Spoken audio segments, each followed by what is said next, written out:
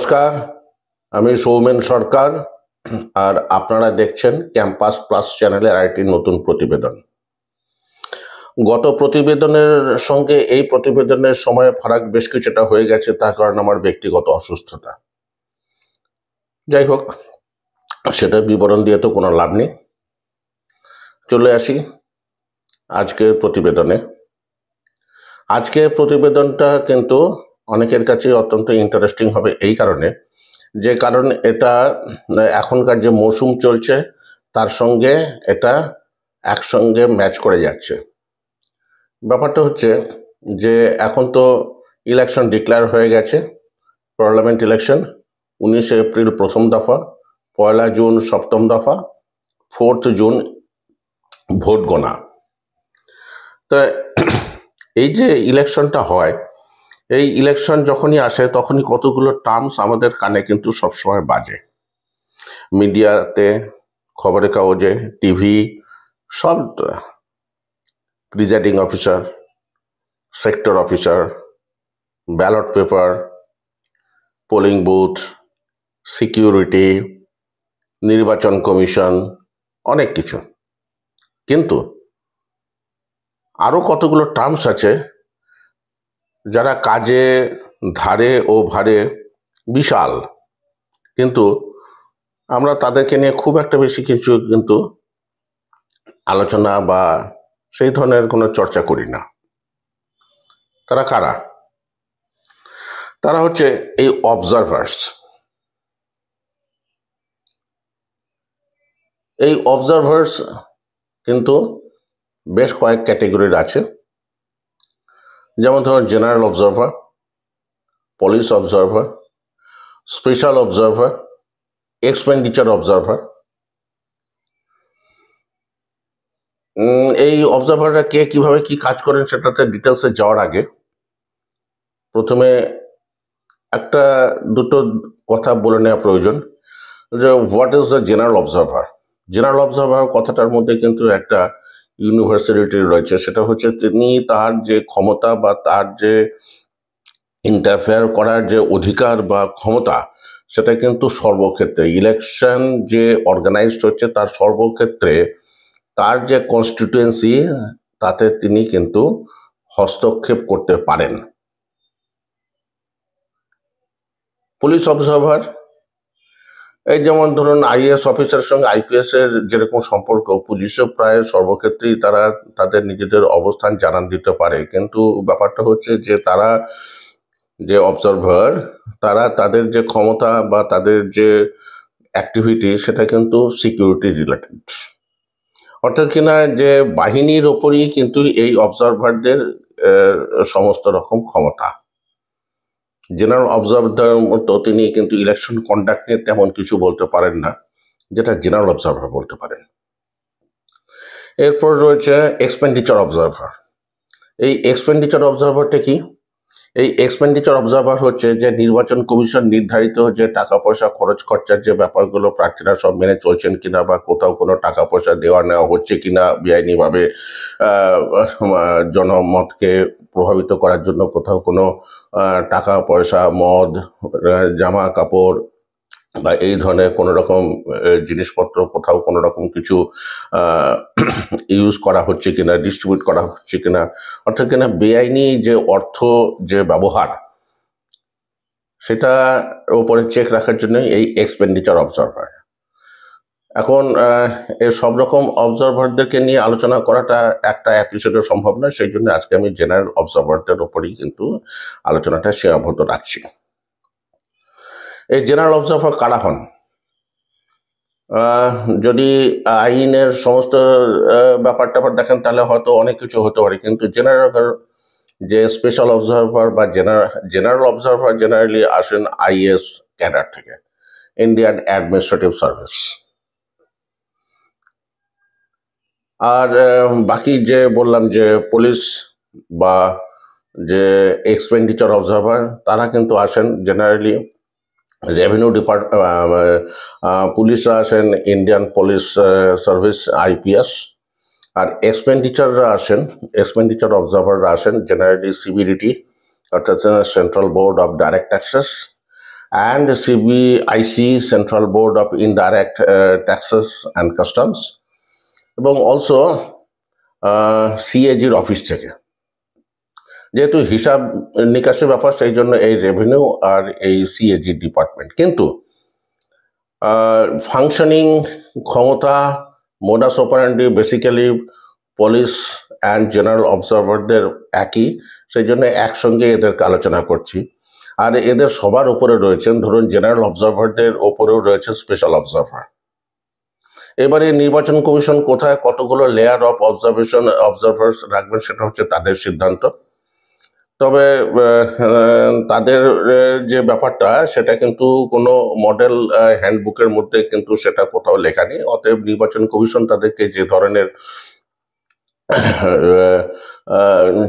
Nomination করার সময় যে ধরনের ক্ষমতা দিয়ে পাঠাবেন সেটি তারা করবে না। জেনারেল অবজারভারদের কথাতে আসে। জেনারেল অবজারভাররা কিন্তু জেনারেলি হন জয়েন্ট সেক্রেটারি লেভেলের অ্যান্ড অ্যাবাভ। বিভিন্ন স্টেটের যে সেক্রেটারি, অ্যাডিশনাল সেক্রেটারি বা সেন্ট্রাল যে অ্যাডমিনিস্ট্রেশনের জয়েন্ট সেক্রেটারি অ্যান্ড অ্যাবাভ, এই ধরনের অফিসাররাই কেন, তার কারণটা হচ্ছে ডিস্ট্রিক্ট যে ইলেকশন অফিসার, এই ডিস্ট্রিক্ট ইলেকশন অফিসারদের উপরে সবসময় তাদেরকে একটা নজরদারি করা বা প্রয়োজনে নির্দেশ দেওয়ার যে ক্ষমতা, সেটা থাকতে গেলে তাদেরকে একটু উচ্চ পদাধিকারী তো হতেই হয়। ডিস্ট্রিক্ট ইলেকশন অফিসাররা জেনারেলি হন ডিস্ট্রিক্ট ম্যাজিস্ট্রেট। অতএব ডিস্ট্রিক্ট ম্যাজিস্ট্রেটের থেকে কয়েক ধাপ উপরে তো থাকতেই হবে। এবং স্টেটে যে চিফ ইলেকটোরাল অফিসার আছেন, অনেক ক্ষেত্রে তার প্যারালাল বা তার থেকেও সিনিয়র অফিসাররা কিন্তু অবজারভার বা স্পেশাল অবজারভার হয়ে আসেন। এটা কেন করা হয়েছে? যাতে যে ইলেকশন কমিশন নিয়োজিত যে অবজারভার, তাদের ওপর যে স্টেটে যে ইলেকশন টিম রয়েছে তারা যাতে কোনো রকম প্রভাব বিস্তার করতে না পারেন তাদের পদমর্যাদা কাটিয়ে। এই অবজারভারদের, জেনারেল অবজারভারদের কথাই বেশি করে বলছি, তাদের কি ক্ষমতা? একটা কথা জেনে, তাদেরকে কিন্তু বিশেষ কোনো ক্ষমতা দিয়ে কিন্তু এখানে পাঠানো হয় না। যে কোনো আইনি কারণে কোথাও যদি মনে হয় যে বিশালভাবে বুথ ক্যাপচারিং হয়েছে বা ইলেকশন প্রসেস অত্যন্ত ডিস্টার্বড হয়েছে, তাহলে সেক্ষেত্রে তিনি হয়তো ভোট গোনা বা ভোট গোনার আগে যে রেজাল্ট ডিক্লেয়ারের ব্যাপারে তিনি হয়তো কোনো রকম একটা বিধিনিষেধ আরোপ করে দিতে পারে যে না, এখন এই রেজাল্ট নিয়ে ডিক্লেয়ার করা যাবে না। এটুকু ছাড়া এটুকু ছাড়া কিন্তু ইলেকশন টিমকে তিনি সরাসরি কোনো নির্দেশ কিছু দেন না, বা দেওয়ার কথা কিন্তু রিপ্রেজেন্টেশন অফ পিপলস অ্যাক্টে কোথাও বলা নেই, বা নির্বাচন কমিশনে সেটা বলতে পারে না। নির্বাচন কমিশন তাদেরকে বলে পাঠিয়েছেন যে তোমরা হচ্ছে years and eyes of election commission but not mouthpiece বা স্পোক্স পার্সন।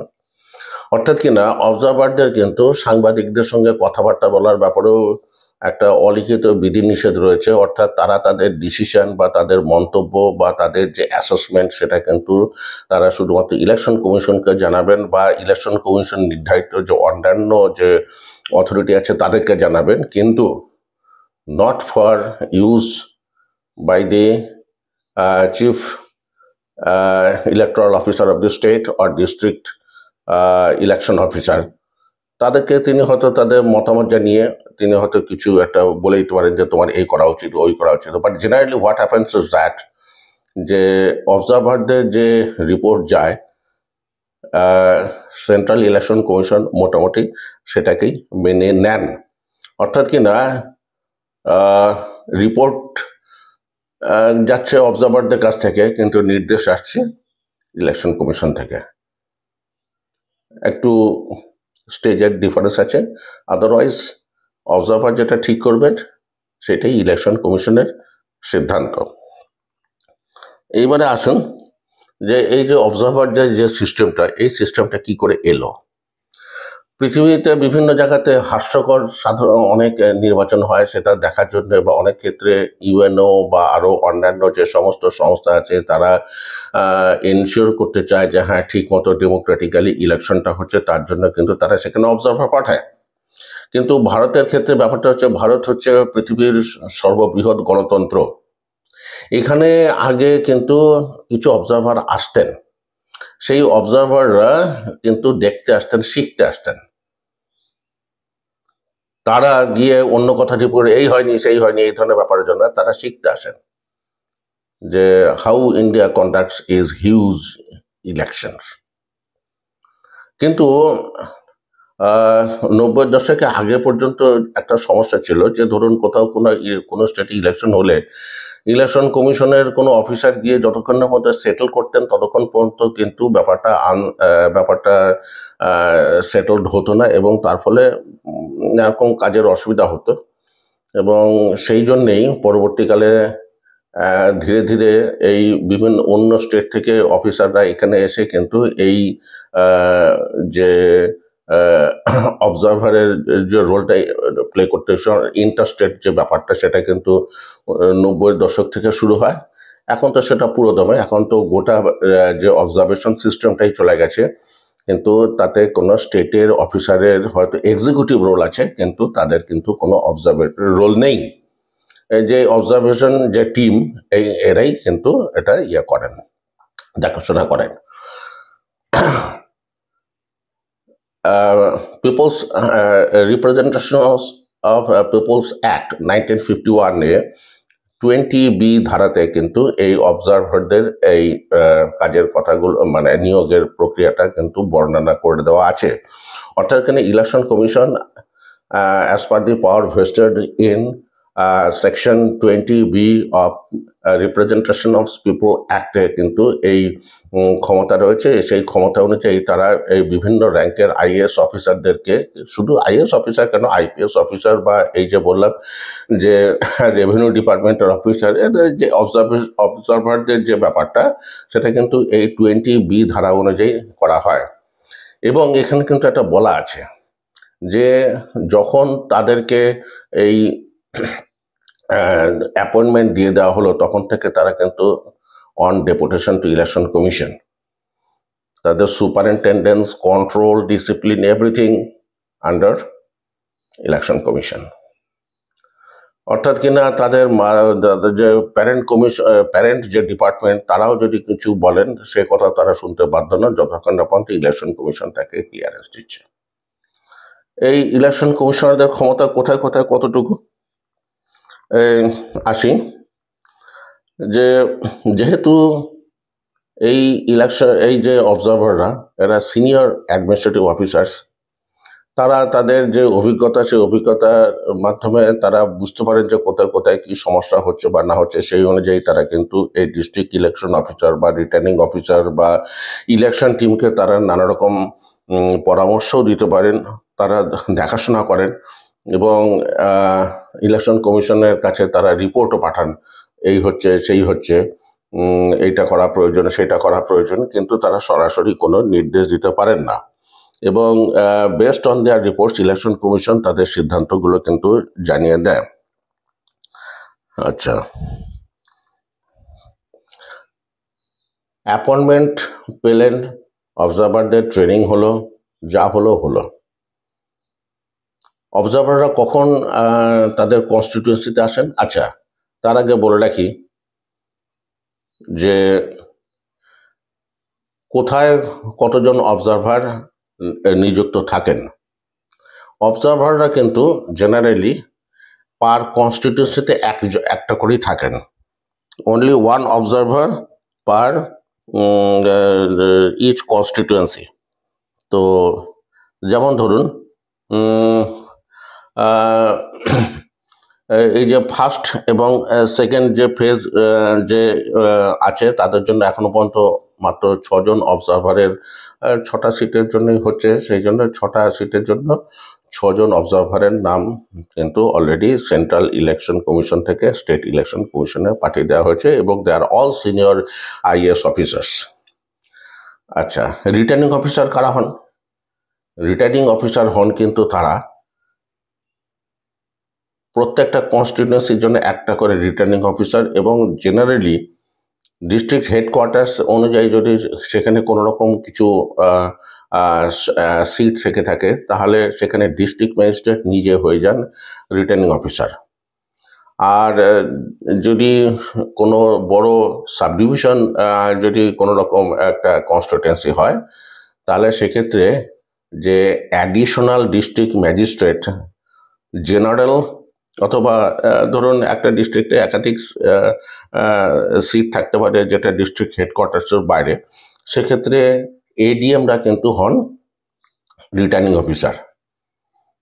এই যে পদমর্যাদার যে ব্যাপারটা, এটাও খেয়াল রাখতে হবে, কারণ এই পদমর্যাদা যদি ঠিক মতো মেনটেন না করা হয় তাহলে কিন্তু এই conduct of the election, observation, control, এই গোটা ব্যাপারটা কিন্তু ডিস্টার্ব হয়ে যেতে পারে।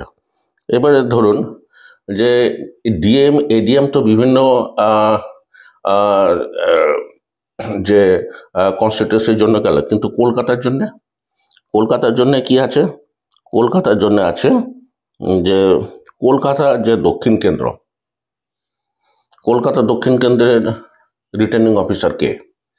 কলকাতা দক্ষিণের রিটার্নিং অফিসার হচ্ছেন director of land records surveys and joint land reforms commissioner, West Bengal, IAS officer.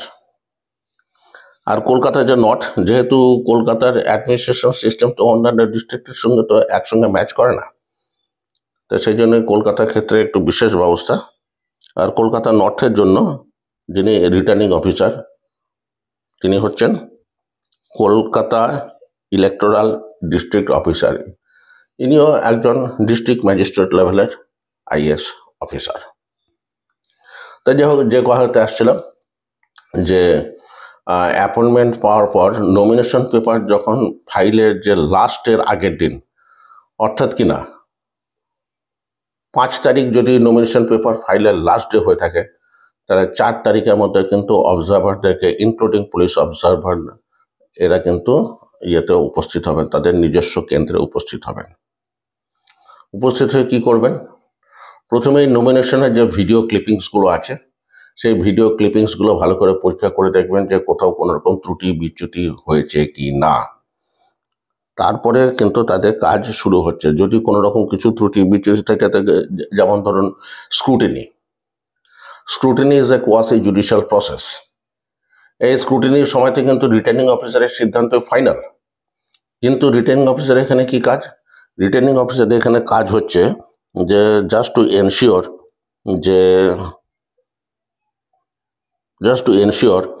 যে রিটার্নিং অফিসার যেন লেটেস্ট রুলস অ্যান্ড রেগুলেশনস সম্পর্কে অ্যাওয়ার থাকেন, 1 নম্বর। আর 2 নম্বর হচ্ছে যে যদি কোথাও কোনো একটা সমস্যা তৈরি হয় তাহলে তিনি রিটার্নিং অফিসারকে পরামর্শ দিতে পারেন, বা প্রয়োজনে ব্যাপারটাকে ইলেকশন কমিশনে রেফারও করে তার নিজের রেকমেন্ডেশনটাও সেখানে কিন্তু পাঠিয়ে দেবেন। অর্থাৎ কিনা এখানে তাকে কিন্তু এক্সিকিউটিভ পাওয়ার দেওয়া হয়নি, because it is a quasi judicial process.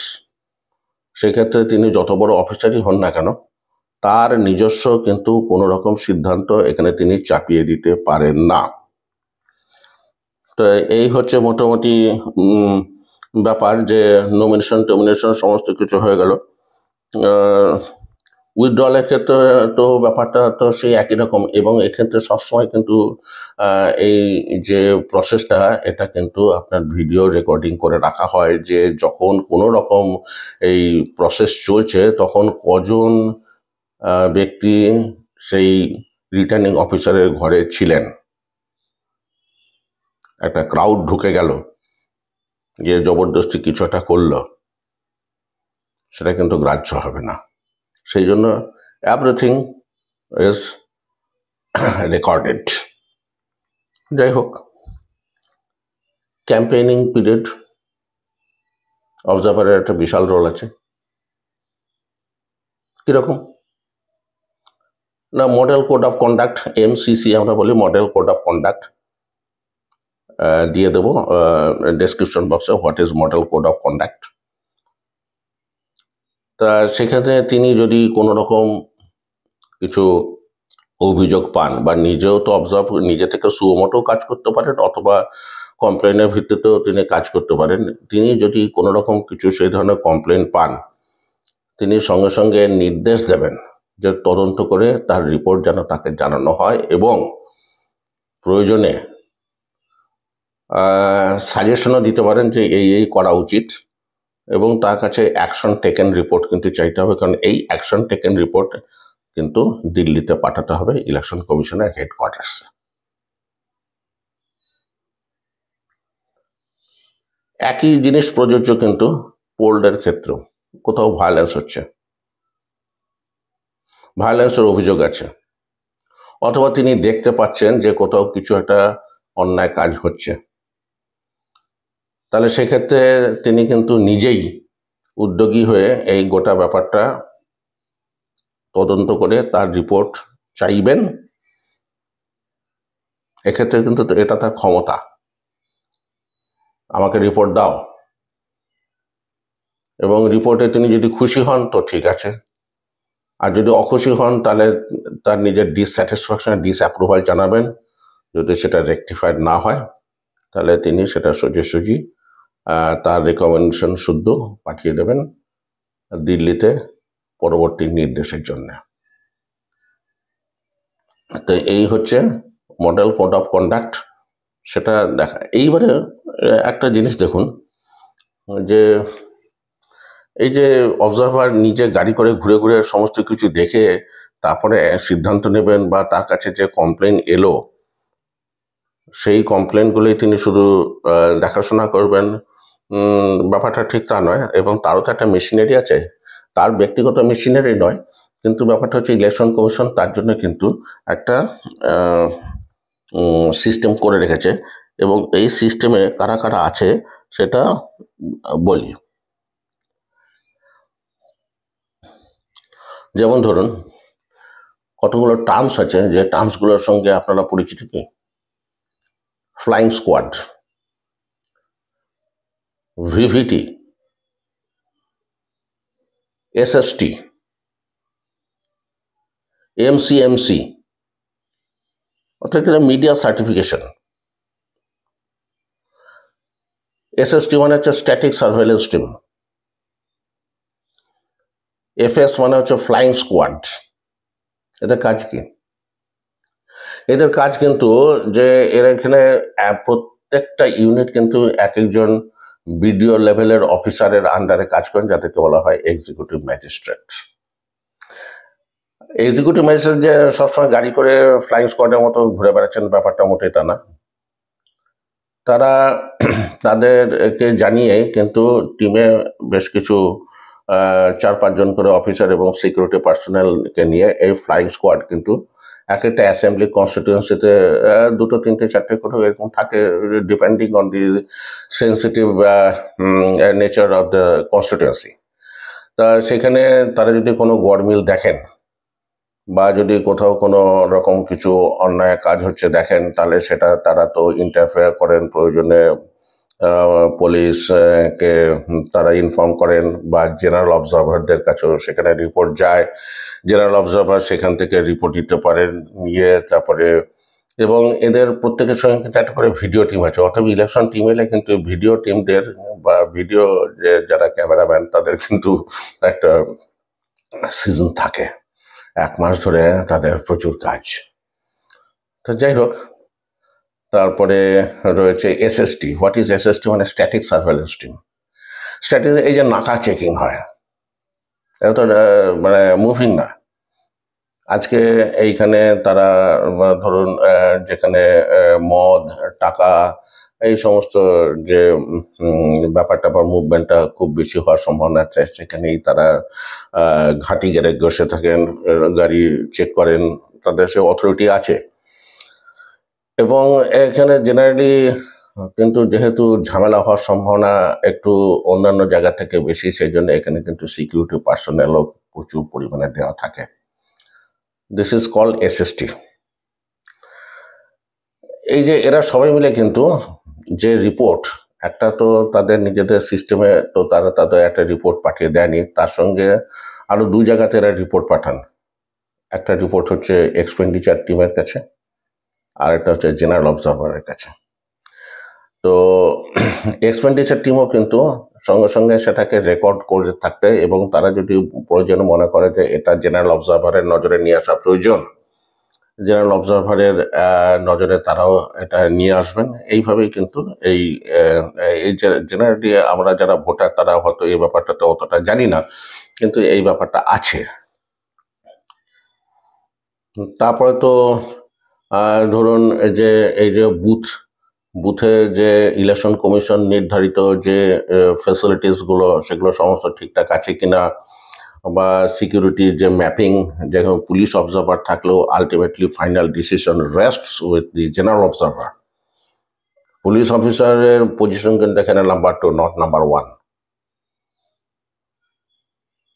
অর্থাৎ কিনা ডিইও মানে ডিস্ট্রিক্ট ইলেকশন অফিসার, তারপরে যে ডিস্ট্রিক্টের এসপি বা এসএসপি বা সেন্ট্রাল ফোর্সের যে নোডাল অফিসার, এরা মিলে হয়তো একটা সিকিউরিটি ম্যাপিং করলেন যে এখানে এখানে এই ফোর্স যাওয়া দরকার মতো। কিন্তু ultimately everything will be ratified আর approved, finally approved by the general observer, senior most general observer. প্রয়োজনে স্পেশাল অবজারভাররাও এর মধ্যে ইন্টারফেয়ার করতেও পারে। জেনারেলি অতটা হয়তো সবসময় হয় না, কিন্তু এরা কিন্তু এইভাবেই কিন্তু গোটা ব্যাপারটা হয়। ইলেকশনের দিনে যে অবজারভারদের যে ব্যাপারটা, সেটাও কিন্তু সে একই রকম। যখনই যেখানে কোনো রকম কোনো গন্ডগোল হবে, অবজারভারদেরকে কোনো বলাই আছে, তারা কিন্তু প্রথমে রিটার্নিং অফিসারদের সঙ্গে বৈঠক করবেন, তারপর ইলেকশন টিমের সঙ্গে বৈঠক করবেন, তারপর ক্যান্ডিডেটদের সঙ্গে বৈঠক করবেন, পলিটিক্যাল পার্টিদের সঙ্গে। কিন্তু নিজে থেকে ইলেকশন কমিশন নির্ধারিত যে মিটিং, সেইগুলোই তারা করবেন। কিন্তু তারা নিজে থেকে কোনো রকম পার্টির সঙ্গে কিন্তু যোগাযোগ করে যে এইটা সেটা কি ব্যাপার হলে, এই ধরনের তদন্তমূলক কাজ কিন্তু তিনি করবেন না। বা যেখানে তার কোনো রকম রাজনৈতিক ইনক্লিনেশন বা ফেভারিটিজমের অভিযোগ উঠতে পারে, এই ধরনের কোনো কাজ কিন্তু অবজারভারদের ক্ষেত্রেও কিন্তু ডোন্ট মানে ডুজ অ্যান্ড ডোন্টস এর যে তালিকা, এতে কিন্তু যে তিনি এমন কোনো কাজ করবেন না যাতে তার কোনো রকম রাজনৈতিক পক্ষপাতিত্ব প্রকাশিত হয়। এবারে কাউন্টিং এর ক্ষেত্রে যে অবজারভার ভোটিং দেখেছে, যদি বিশেষ কারণে ছুটি পেয়ে থাকেন তো আলাদা কথা, না হলে কাউন্টিং এর ব্যাপারটাও কিন্তু জেনারেলি জেনারেল অবজারভার যিনি ভোটিং এর সময়তে ছিলেন, তিনি ধরুন 19 তারিখে যা ভোট হয়ে গেল, তার হয়তো সেই তো 4 তারিখে ইয়ে করা হবে, কি বলে 4 তারিখে সেগুলো গোনা হবে, তাহলে 4 জুন, তাহলে মাস দেড়েকের মতো একটা ডিফারেন্স সেখানে থেকে যাচ্ছে। তারপরে কি তিনি ওই 1.5 মাস ধরে কি তিনি ওই কনস্টিটিউন্সিতে থাকবেন নাকি? তিনি কনস্ট্যান্ট যদি বলা হয় কাউন্টিং পর্যন্ত তার ডিউটি আছে, তাহলে কিন্তু তাকে রেগুলার ইন টাচ থেকে যেতে হবে। এবং টাইম টু টাইম তিনি রিপোর্ট চাইবেন, বা তিনি এখানে আসবেন, এসে এই যে প্রিজার্ভেশন অফ ইভিএমস, বা এই যে ভোট বাক্সগুলো যেখানে রাখা থাকে তার সিকিউরিটি অ্যারেঞ্জমেন্ট, এগুলো সমস্ত কিন্তু তিনি নিজেও স্যাটিসফাইড হবেন এবং দিল্লিতে রিপোর্ট পাঠাতে থাকবেন। কাউন্টিং এর সময় তো সেই একই ব্যাপার। যদি তিনি কাউন্টিং এর অবজারভার, জেনারেলি ওই ইলেকশন অবজারভার মানে মোরলেস দি সেম পার্সনসই থাকেন। তো অনেক ক্ষেত্রে কোনো কারণে যদি পাল্টেও যান, তো কাউন্টিং এর অ্যারেঞ্জমেন্টগুলো কিন্তু 100% returning officer, district election officer, returning officer, এরা কিন্তু তাদের রেসপেক্টিভ যে অবজারভার্স আছে তাদেরকে কিন্তু স্যাটিসফাই, তার কাছ থেকে অ্যাপ্রুভাল নিয়ে, এবং তারা কিন্তু সেটা অবজারভাররা কিন্তু এটা এনশিওর করবেন যে তারা প্রপার ট্রেনিং পেয়েছে কিনা যারা কাউন্টিং করবে। এবং কাউন্টিং এর যে সিকিউরিটি থেকে শুরু করে অল ফেসিলিটিস, এবং যে মিডিয়ার সঙ্গে তার যে সংযোগ, বা এই যে তথ্য যে বিনিময়, ইলেকশন কমিশনের হেডকোয়ার্টার্স বা চিফ ইলেকট্রাল অফিসারের সঙ্গে যে ইনফরমেশন এক্সচেঞ্জ, এই সিস্টেমগুলো, এগুলো সমস্ত কিছু যদিও রিটার্নিং অফিসারের করার কথা বা ডিস্ট্রিক্ট ইলেকশন অফিসারের করার কথা, কিন্তু অবজারভারের কিন্তু ওভারঅল একটা সুপারভিশন থাকে। সব থেকে বড় ক্ষমতা কি? সব থেকে বড় ক্ষমতা হলো, যদি ইলেকশন কমিশন, যদি অবজারভার যদি মনে করেন যে ইলেকশনটা ঠিক মতো করে করা হয়নি বা এমন বুথ ক্যাপচারিং হয়েছে, যে ইলেকশনের পরের দিন তো তারা তো সেটা তো স্ক্রুটিনি করেনি, যে তাদের যা মতামত দেন সেই মতামত অনুযায়ী কিন্তু পরবর্তীকালে রিপোলের সিদ্ধান্ত কিন্তু অবজারভারের যে রেকমেন্ডেশন অনুযায়ী কিন্তু হয়। কিন্তু যদি মেজর কিছু সেটব্যাক ঘটে যে না এখন এই ইলেকশনের রেজাল্ট কিন্তু বার করা যাবে না, সেই সিদ্ধান্তটা কিন্তু আর রিটার্নিং অফিসারের ওপর থাকে না বা ডিস্ট্রিক্ট ইলেকশন অফিসারের ওপর থাকে না, সেটা কিন্তু অবজারভারের ওপর থাকে। তো in nutshell, this is the duty and responsibility of observer. এবারে একটা মোস্ট ইম্পর্ট্যান্ট কথা বলে রাখি, টাকা পয়সা সংক্রান্ত ব্যাপার। কে কত টাকা পান? এই যে বলছিলাম যে ইলেকশন তো শুধুমাত্র অবজারভার বা চিফ ইলেকট্রাল অফিসারদের নয় বা রিটার্নিং অফিসারের নয়, এখানে তো ডিসিআরসি মানে ডিস্ট্রিবিউশন সেন্টার, রিসিভিং সেন্টারে তো কাজ করেন, প্রিজাইডিং অফিসাররা কাজ করেন, তারপরে সেক্টর অফিসাররা কাজ করেন, তারপরে বিভিন্ন গ্রেডে বিভিন্ন লোকজন কাজ করেন, তারপরে অবজারভাররাও কাজ করেন। তারা কত টাকা পান? আমি এখানে উইথ রেফারেন্স আমি দিয়ে দিচ্ছি ইলেকশন কমিশনের 2023-এর একটা রেট চার্ট। সেই রেট চার্টে কি বলা আছে, এই যে ধরুন ফ্লাইং স্কোয়াড, ভিভিটি, তো ভিডিও ভিউইং টিম, তারপরে স্ট্যাটিক সার্ভেলেন্স টিম, এরা কত টাকা পান? এরা মোটামুটি 200 টাকা পার ডে। এদের হচ্ছে 30 দিনের ডিউটি, 5-6 হাজার টাকা। যার যার যে কদিনের ডিউটি হচ্ছে এক্সপেন্ডিচার টিম, অর্থাৎ কিনা যারা আন্ডার এক্সপেন্ডিচার অবজারভারের আন্ডারে কাজ করেন, তাদের কত? তাদের এখানে ডেইলি রেটটা, তাদের লামসাম রেট 7,500 টাকা। তারপর প্রিজাইডিং অফিসাররা বা কাউন্টিং সুপারভাইজাররা, এরা 350 টাকা পার ডে। অর্থাৎ কিনা আজকে আমি রিপোর্ট করলাম অ্যাজ প্রিজাইডিং অফিসার এবং কালকে রাত্রিবেলা আমি বেরোচ্ছি, এই দুদিন মিলে 700 টাকা। হোয়ারাজ যে অবজারভার্স, রিটার্নিং অফিসার্স বা আরও অন্যান্য যে সমস্ত উচ্চ পদাধিকারীরা আছেন, এদের বা including police observers, apart from allowances like traveling allowances and other allowances, একটা কনসোলিডেটেড লামসাম তারা পান, সেটা হচ্ছে 1 month's বেসিক স্যালারি। যার যেরকম, কারো 1 লাখ, কারো 1.5 লাখ, অর্থাৎ কিনা একটা ডিফারেন্স থেকেই গেছে। যার যেরকম পজিশন তার পেমেন্টও সেরকম। যাক, ভিডিওটা এখানে শেষ করছি। চেষ্টা করলাম যতটা সম্ভব ইনফরমেশন দেওয়ার জন্যে।